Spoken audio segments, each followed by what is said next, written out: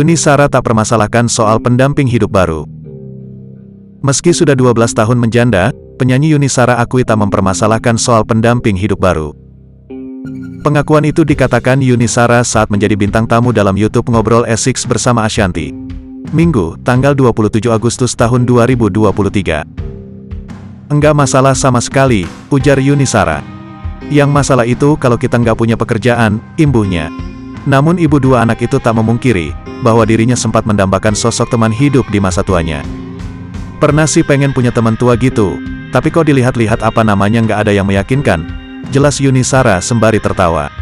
Tak memusingkan soal pendamping hidup, pelantun lagu Desember Kelabu ini justru merasa merdeka di atas kaki sendiri. Merdeka sendiri, jadi gini merdekanya orang yang sendiri kayak perempuan aku gitu kan, enggak ada pamitan mau kemanapun. Bahkan rencana ini itu kadang ini itu kita atur sendiri, pungkas Yuni.